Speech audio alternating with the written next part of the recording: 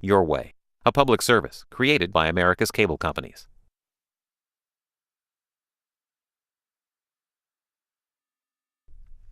Washington Journal continues. Congresswoman Sheila Jackson Lee, a Democrat of Texas, is also a member of the Homeland Security Committee. Congresswoman, as you heard this morning, we've been talking with our viewers about the 9:30 a.m. hearing that your committee will be holding. There was a letter released last night, and here it is in the Hill newspaper. Democrats plead with Representative King to cancel hearing on U.S. Muslims. Did you sign on to that letter, and will you be attending the hearing today?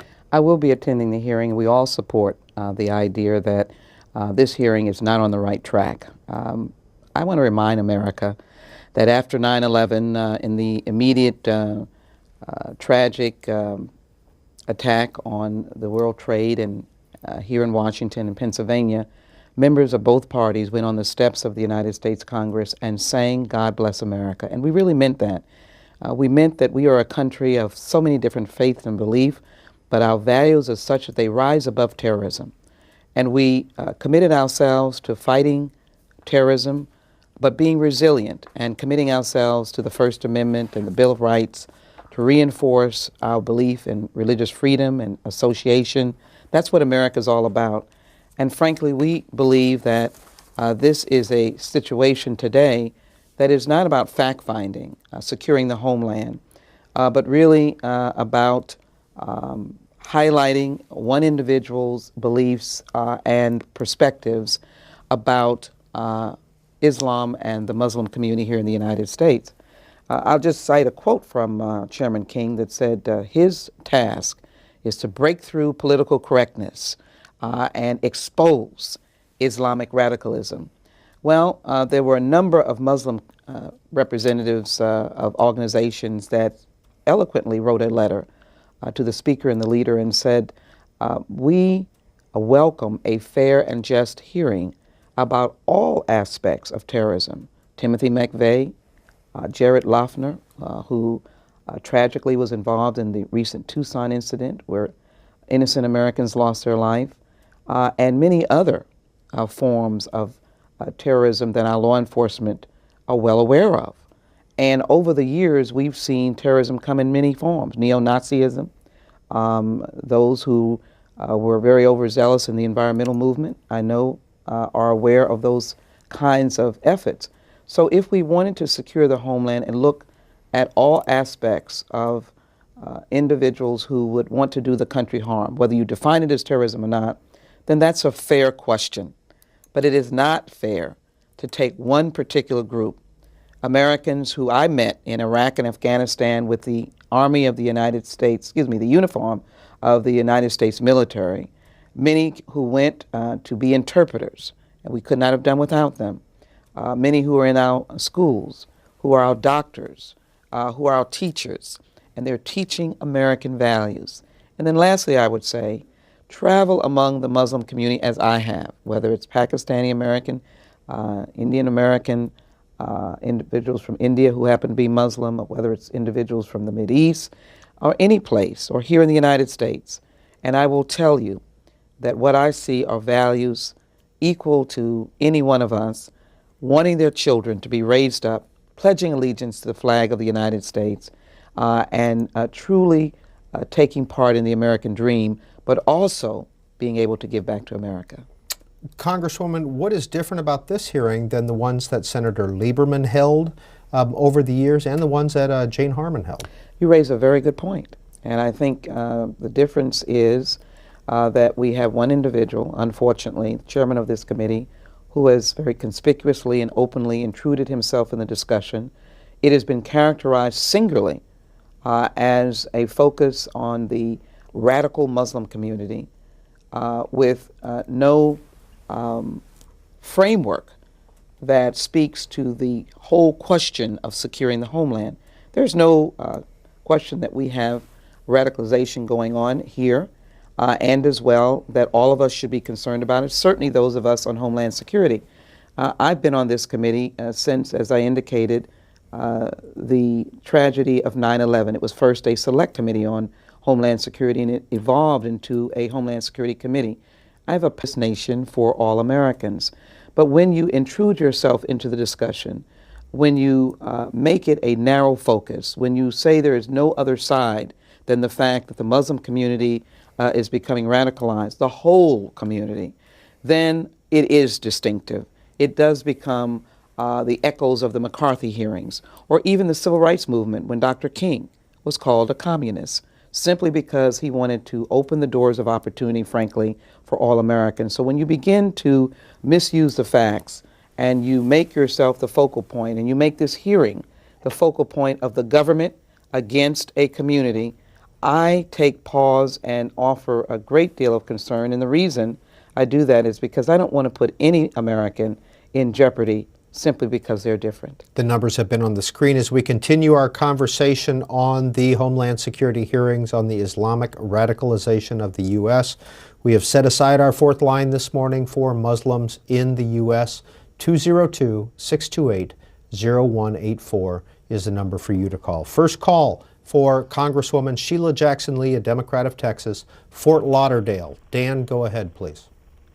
Yes, good morning. I'm a big fan and supporter of Ms. Jackson Lee. Thank you for your patriotic service. 2 quick points. First about Peter King and then about Islamic fundamentalists. I grew up on Long Island. I'm very familiar with Peter King and his antics, the liberal son of a conservative party parents. So I've long been subversively observing Republicans at their private parties and fundraisers. And Peter King is notorious. He was very active in fundraisers for funneling money to the IRA during the Reagan administration. It was an open secret. And the activity, it was not only illegal, but it kind of borders on treasonous for a government official to have private foreign policy. Second of all, Dan, you know what? We're going to leave it there. You got a lot of information on the table. Congresswoman, what's your response to that caller? Well, I know members of Congress are involved in many activities, which I think cautions us to always be, if you will, consistent with our perspectives. And many of us are very grateful that there is peace in Ireland. Many Irish Americans were engaged in advocating for peace in Ireland. Peter King advocated in his own way. Frankly, I think it is important for him to assess how he best communicates the fact that Muslim Americans are distinctive and should be treated not as individuals who have commended themselves to terrorism if he wants to be treated in that same way. Oliver Branch, Mississippi. Cecilia, good morning. Good morning, Representative Lee. I want to thank you for your service. And first, I want to say that I believe that King is assisting in a ploy to pass more rules. We're becoming a nation of rules rather than a nation of laws. And also, if he wanted to investigate someone, why not the Catholic Church? That was terrorism on all those young boys that knew standing at the altar that they were going to be molested in that way, and that they were, and that the bishops and even the Pope assisted in that. And if you think that we are going to go back to the Constitution, you can forget it because of all of the laws that are being passed like this. If you think about it, the last thing that you had to follow in your life was a law that we passed, and nobody passes, is a rule that was passed, and nobody passes rules but rulers. So we've just about become a democracy. Our first black president, who was John Hanson, he passed the Articles of Confederation and found that they didn't work for the states because the states separated. So we need our central government in Washington. We need our Constitution back so that we will know what the laws are. And we don't have to go following capricious rules. Every time you turn, you have a new rule. Congresswoman? Well, what I do want to say to the callers, thank her for calling, and she raised one very important point, is that this is a nation of laws, and it is a nation that adheres to our Constitution. One of the tragedies of the Mideast, even though we know that they have watched those who are seeking democracy and change, I think they have found a role model in the United States when we moved in our various movements for justice. But what they were missing is a constitution. And frankly, I believe that this hearing somewhat implodes the Constitution when we are not really allowing for tolerance and for freedom of expression and freedom of association and speech and religion by isolating again and discriminating against one particular group. So she's right. Let's adhere to the Constitution. Let's all of us, even in Homeland Security. And I might just say this, Peter, that we are now re-looking at the Patriot Act. We've had many, many hearings on that. But one of the key cornerstones of the debate as it relates to Democrats is let us adhere to the Constitution, the Fourth Amendment that doesn't advocate or protects Americans against unreasonable search and seizure. So what we say to the Homeland Security Committee and its chairman, let's adhere to the Constitution. We have a Constitution so that people are not discriminated against. And let me just tell you, in 2009, there were, which was a bellwether for terrorist acts here in the United States, or if you will, plots. There were 11 of them, and less than 11 were involved with Muslim Americans. So others are being engaged as well in terms of trying to draw them into terrorist activities. Have a hearing that talks about all aspects of this phenomenon so that we could frankly have a fair discussion on how we protect America. Have law enforcement officers in who will tell you that in actuality it is not the case that this is dominated by Muslim Americans. Front page of USA Today, most are okay with Muslim hearings. A new USA Today Gallup poll finds most Americans do not believe U.S. Muslims are too extreme in their religious beliefs, yet a majority also find it appropriate that Congress examines the radicalization of some members of the Muslim community. Well, I take that poll by saying, I interpret it to be saying that Americans are tolerant. They want members of Congress to do their duty, and I do too. We as Democrats have never stepped away from our commitment to securing this nation. In fact, it was under our leadership that we were able to ensure that the Homeland Security Department was funded in aviation and the border, providing with more resources to secure our border. But I also believe Americans are saying, have a look-see along the lines of expanding to look at all aspects of the question of who is being radicalized. And in fact, as I indicated, a letter from over 50 to 60 Muslim organizations written to our leadership, and they said the very same thing. Let the hearings be fair and just. Let us bring in those who can speak to many issues. Tell us what happened to Timothy McVeigh. That is still a very prominent concern, that there would be domestic terrorism right here of our native-born Americans who have no affiliation with the Muslim faith. So that's the key. Where are the Muslim elected officials? Why are they not witnesses this morning? When I say that, elected officials that come from local communities who can speak about their constituents or the broadness of their constituents, that's the kind of hearing. Let's have a hearing over 2 or 3 days where you look at the wide gamut of potential acts of terrorism in the United States of America. John Dingell, Frank Wolf, Keith Ellison, all members of Congress who will be testifying at this morning's hearing, which begins at 9:30 a.m. and can be watched on C-SPAN 3, listened to on C-SPAN Radio, and watched online at cspan.org. Laurel, Maryland, Evan, Democrat, good morning. Good morning. Evan, you with us? Yvonne? Yvonne, sorry about that. That's okay. I won't even tell you what's on my screen. But that's you go okay. Right ahead. I wanted to thank Ms. Lee. She's been a great asset to the office that she holds. I cannot say that about the Republicans. It is embarrassing, some of the stuff that come out these people's mouths, and then you're supposed to respect their office, and half of them want to run for president, and they forget that they get up there and make themselves look like a clown. What do they mean when they talk about they want to take back their country? How? Well, Yvonne, I thought you were done. Sorry about that. When you hear that phrase, we want to take our country back, what does that mean to you? You know, I believe that America is at her best when we give a sense of connectedness to every single American. And Yvonne was speaking of divisive messages divisive actions, and that is not good for America.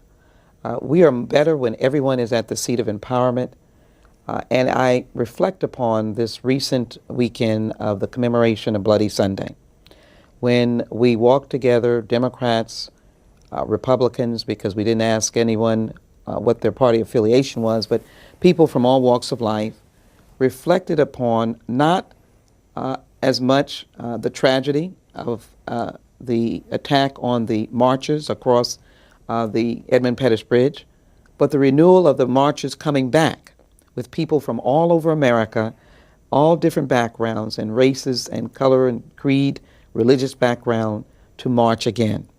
And that's what I think we miss when we have a hearing like this hearing this morning, that may in fact generate facts that are important. But if you characterize it as the fact that Islamic radicalism is the only form, then you divide America and you don't give everyone a seat at the table. From Macon, Georgia, Lee, Republican line. Good morning. Yes, sir. I'd just like to remind everybody, wasn't it the Islamic have a little saying? They said they will fly their flag over the White House someday. Well, let me tell you something. There's 150 million Americans that has guns and armed to the teeth in their houses. And all I got to say is if they think they can take this country, just bring it on, and I'll be on the front line. That's all I got to say. Thank you. Congresswoman. Well, I have not heard of any hardworking Muslim American or hardworking American speak about seizing this country and taking any flag that represents anyone other than the United States of America to place on the White House. And I hope the gentleman will find comfort in the fact that we have a country that has an armed military that certainly is prepared to rebut any encroaching foreign military, which we have not had since, I believe, the Revolutionary War. I think we have been able to stand our ground. I hope that we can function more and focus more on educating our children of all backgrounds to view themselves as patriotic Americans and to stand their ground to fight anyone that would be coming to our shores. I don't believe that we have a case or a situation of Muslim Americans rising up against Americans. They are Americans who happen to be Muslim. They are our friends. They are my friends. And I cannot tolerate that kind of discriminatory language against them. Earlier, when we were taking calls on this during our open phone segment, this issue came up, and Ann tweets this in. What is the position of African American Muslim community on Representative King's hearing? Will Nation of Islam members testify? The distinction between native-born, foreign-born Muslims came up. Well, we're very privileged to now have Muslims in our Congress. We have Congressman Carson from Indiana, and we have Congressman Keith Ellison from Minnesota, who will be a witness and is really a representative of his constituency, who happens to be of the Muslim faith.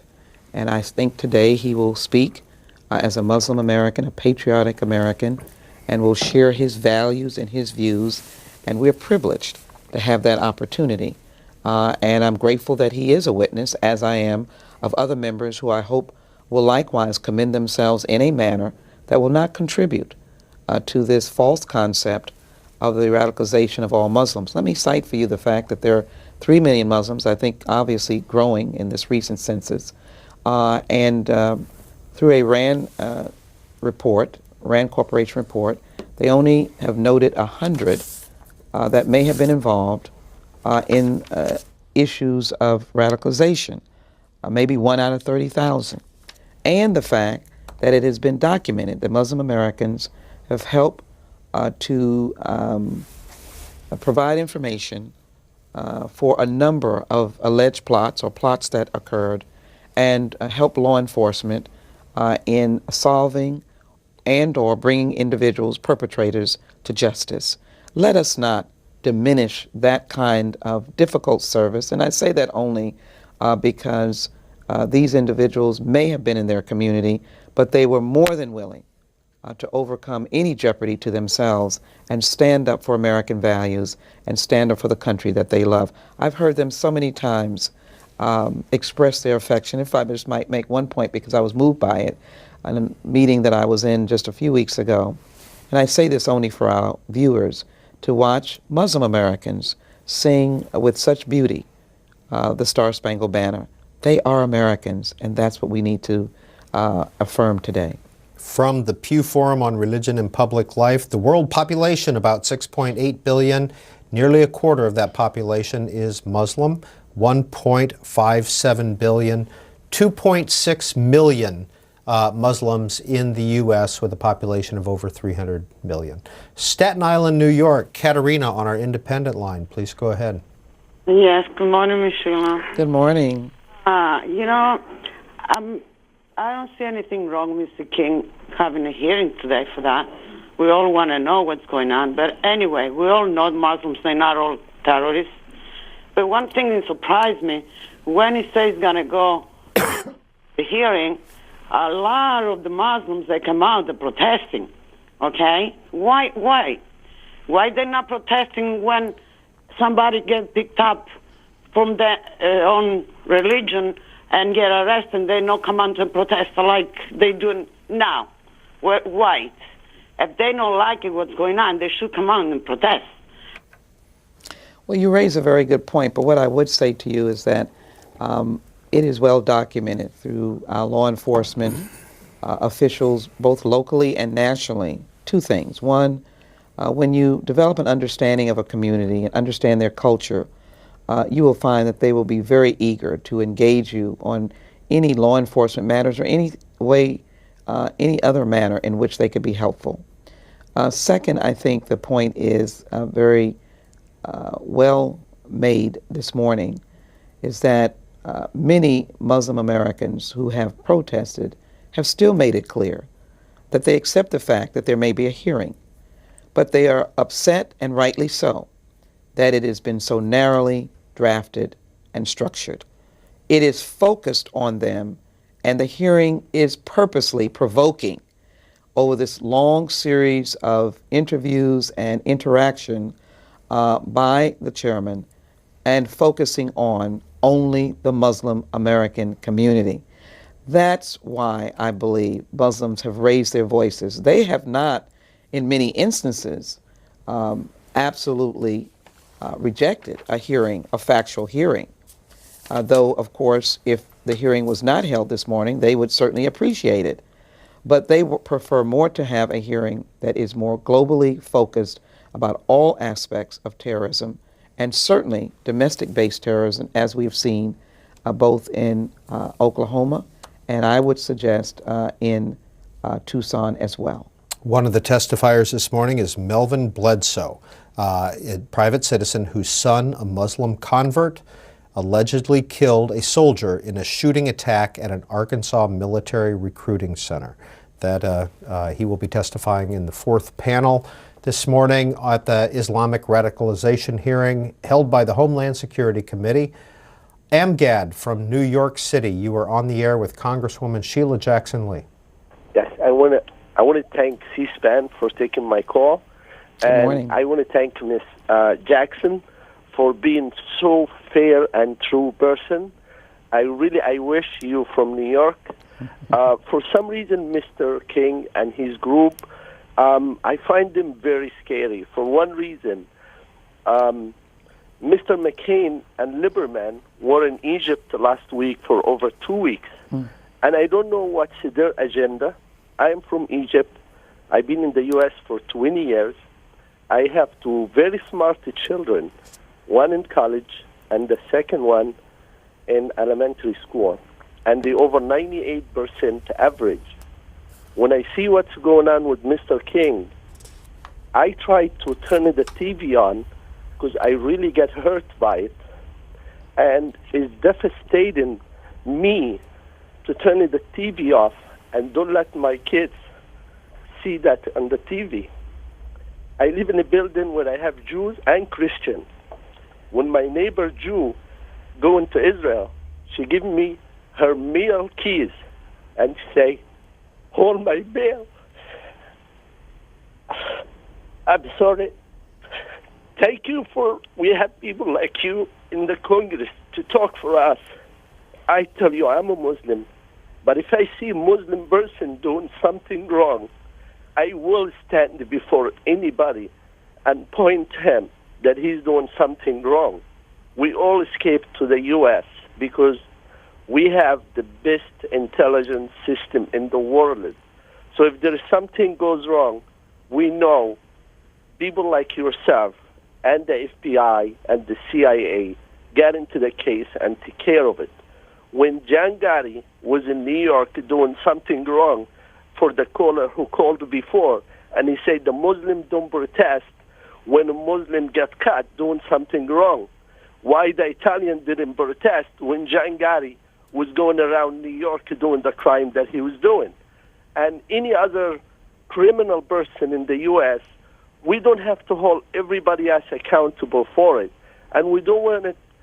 Mr. Obama, when he came to office and he went to Cairo University and said his speech, the whole world raised the flag and was very happy there would be some the earth when Mr. Obama came to the office.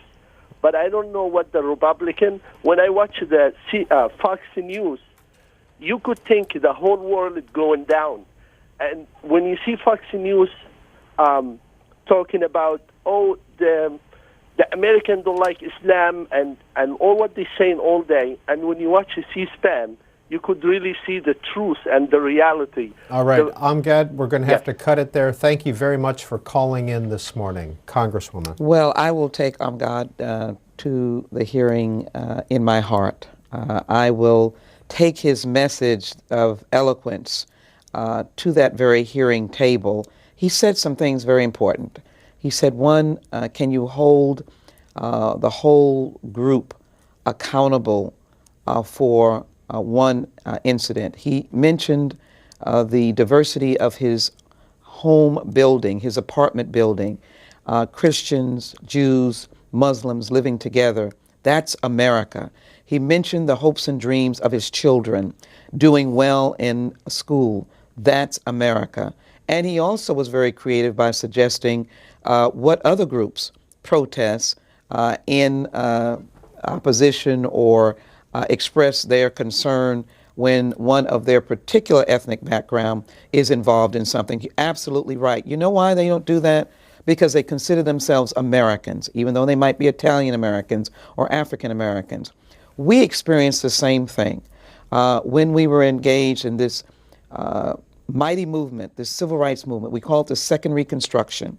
When many lives were lost, when we lost Martin King through a violent assassination, many other civil rights activists that were both black and white that came to the aid of those fighting in the Deep South and elsewhere, we suffered accusations that African Americans, then Negroes, allowed this disruption to go on, and we didn't say anything.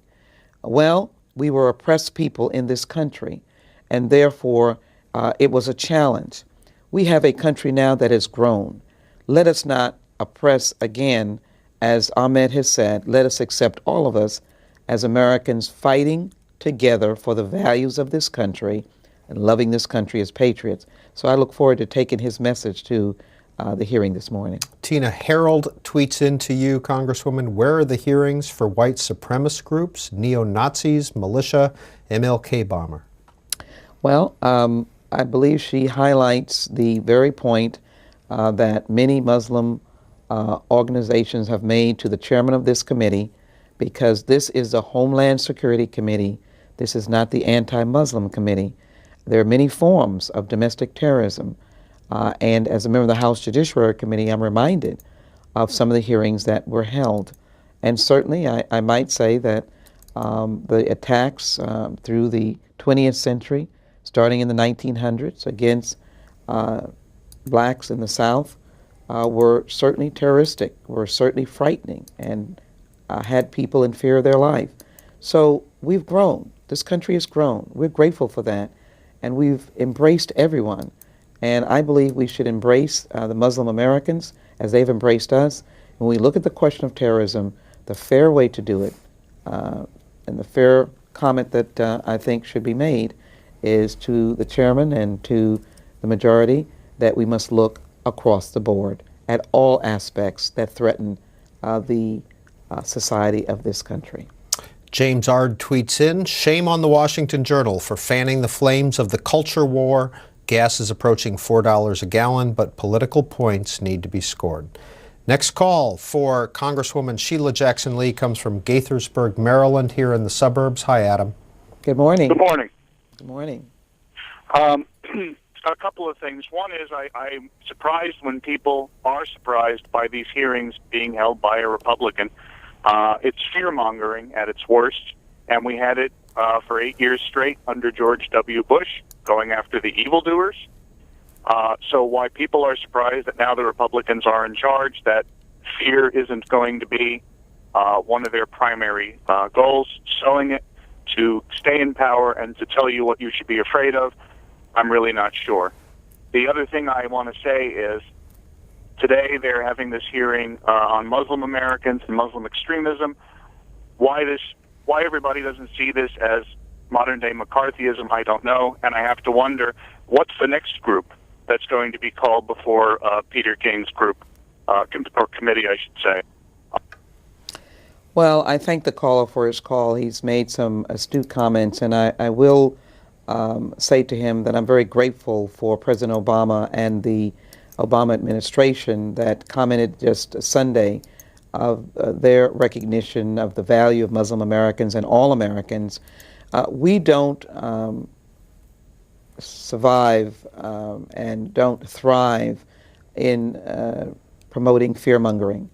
And that was one of the clear goals that we had after 9/11, is to not to subject individual faith and communities to attacks and to promote fear and to encourage Americans to be fearful and therefore to put Americans in jeopardy. So you're absolutely right, and I don't want to see the reigniting of the McCarthy era, or frankly the era that many of my colleagues or many of those that I know growing up in the civil rights movement themselves had to experience when they were subjected to accusations and attacks, and whether or not they were communists and trying to overturn this government. We don't thrive in that way. We don't survive. And I think your point is well taken, and it will be certainly my hope that we will stomp out any suggestion of that at this hearing, and that it will be a hearing that we can counter what it's been projected as, which is an outright attack on the Muslim American community. Mustafa, Minneapolis, good morning. Good morning, and thanks for taking my call. Good morning. I just want to say a few things. First, to begin with, I am Muslim, but I'm not a terrorist. I could be a victim of terrorism myself.